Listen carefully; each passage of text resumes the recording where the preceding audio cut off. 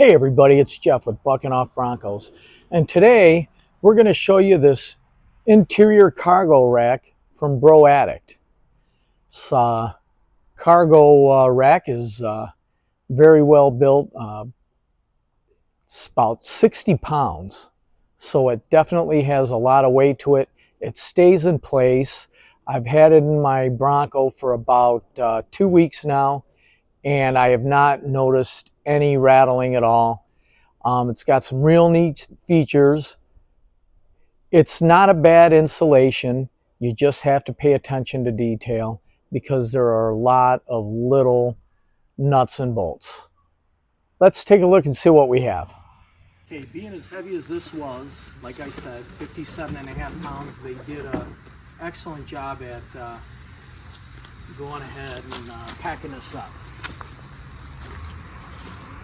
Now, the one thing I will say, other than the fact here are the directions, Broaddict always has, to me, some of the best directions out there. They're always very detailed, and they call everything out real easy. There's no second guessing. It appears we've got right here the couple of the side brackets.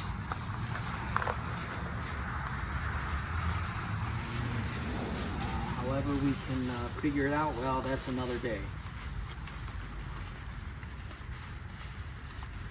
Yes, this is extremely heavy duty.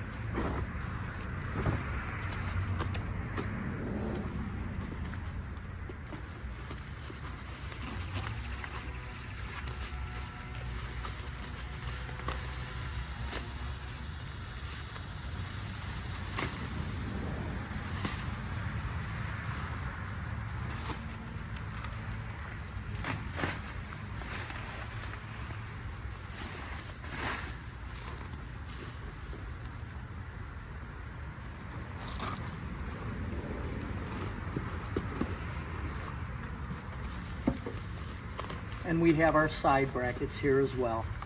And a nice hardy bag of hardware. And last but not least, on the bottom we have part 2 of the rack. So this rack is 2 parts, and it's about the size of the bottom of the box. So there you have it. I guess now it's time to put this beast together. All right, everybody, you saw when I did the unboxing, all the parts. One thing I want to make you aware of is that once there are so many small parts, you're going to need to group everything together before you put anything together. Put the same parts, obviously, with the same parts so you can keep track of them, count them. And I can tell you that you're going to need a 13mm socket. You're going to need a 2.5mm, 3mm, 4mm, 5mm Allen wrench.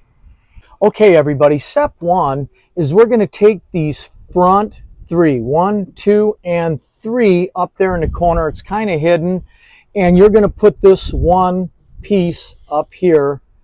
That is what you're going to do. You're going to have to take those 3 off, and that is what is this piece up here is what is going to lay across, and that's going to be your support.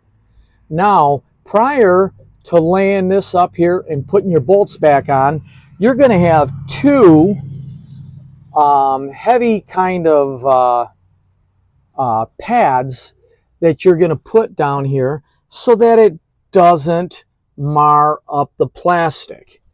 They got it on the inside here and on the inside of the other side. Now, before you put this on, you've got the 2 mounting bolts here. These are going to be 5mm with a 13mm socket that you're going to put in here. Be careful when you put this on that you make sure that this is lined up. That hole has to be lined up when you put that on, because that is ultimately when you put your tray together. That is ultimately what you are going to connect everything with. Now, after you get these 2 put on, you are going to, what do they call those there? They call these the M8 support pads. Now, you have on each leg here, so this being a leg and that being what I consider a leg, you are going to have one unthreaded hole and one threaded hole. You want to put these support pads into the unthreaded hole, and you want to attach with a 13 millimeter bolt. Nut. After you do that, you got the M8 long bolt, which is the, they're calling it the M8 limit long bolt. And what this is it's, as you can see, we got a short on that side and this side, so you're going to actually need two 4 millimeter Allen heads so that you can go in on each side and close those up. So again, these are 5s and the nuts are 13s. These are 2 4s. These right here are going to be taken with your T50 that is inside your Bronco toolkit. Now, this is where a lot of the smaller hardware comes in, and it took a little bit. So what you got here, again, you are going to run in to your dual 4 millimeter Allen head wrenches. This is your short limit, what they call it, and you're going to put these over here on the one shelf here. So this is going to be what I'm considering your front shelf, because that is going to go back here. It's a 2-piece shelf, as you can see. So after you have this, you have a hinge, and you're going to use the 2.5 millimeter to get those down there, and you are going to those are the 2.5 or the 3, maybe the 3 millimeter. I can't remember which wrench I used, but this is part of your hinge.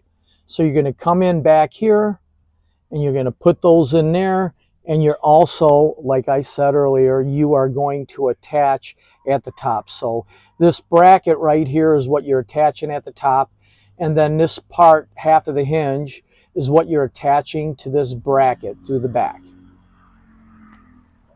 Okay, so on the rear shelf, part of the shelf that you're going to see, this is the second part of your hinge. This is put in with a 2.5 millimeter, and as you can see there, what's going to happen is this is going to come through here, and it's going to go in, it's going to push those 2 balls in.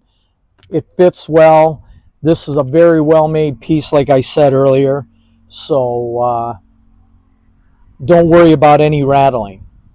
Right here, they call these your M8 dowels, and you're going to have the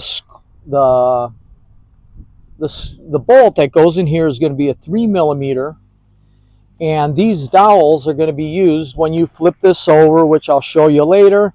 It will allow this shelf to lock into place in these 2 holes here, along with your locking type hinge. Now,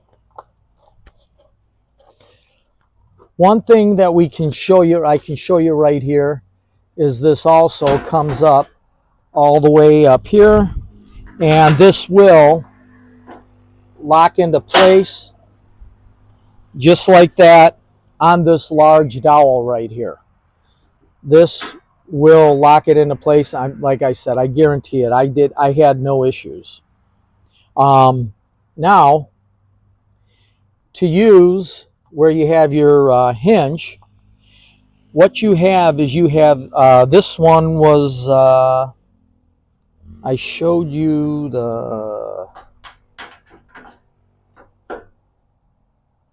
yes, I showed you the medium. This is the short. And what you have here is you got this nylon washer in here, and allows for an easy glide, and it allows for even spacing for this to be your hinge point, your pivot point. The next step we're going to do is we're going to throw it up here on the ledges, and we're going to slide it into place, and I'll resume filming for you. So before I throw this table up here, I want to point out the purpose of these support pads. They're like a Teflon, and what it does is it allows the whole shelf, the front part of the shelf up here, it will slide on that, and the back part will slide on that. And you'll see what I'm talking about as soon as we put everything into place.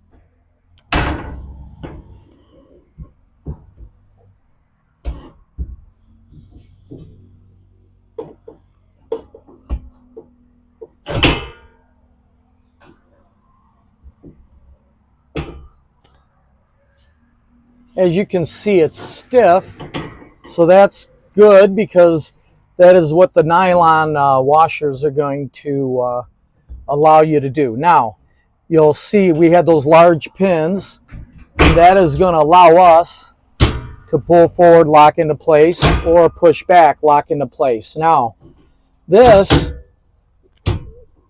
will lock into place right here, and what we're going to do now is we're going to put 2 bolts in back in the very back with a nylon spacer. You're going to apply those with a 5mm Allen wrench and a 13mm socket head.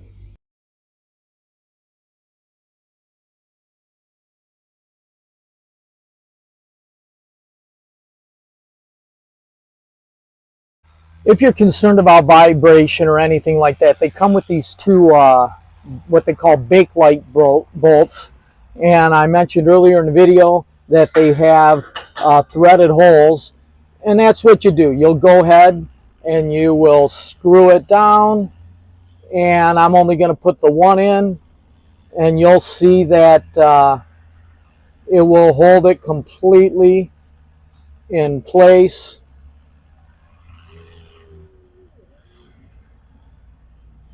There you go. That holds it in place. Nothing. So also you have your threaded holes back here, so when it's spread full out, you can utilize it for that as well. I haven't seen the need to do that. Okay, everybody, just to kind of show you the versatility of this rack, you know, obviously it allows you 2 different layers to stack up. So if you've got some bigger things that are softer, or you've got a solid surface to hang on to. Like right now, for instance, I've got my portable air pump, some trail radios, and I got my dark headlight covers here. Now, a couple of the things that this can do is it will separate. So you give it a good yank, you find the area that goes up there, you move that back, push it down, and you can slide it up there, and it locks into place. And as you can see, this doesn't move. It also, again, it allows you to carry, and it wedges everything against the back of the seat, so it's not going to move. To unlock it, you have to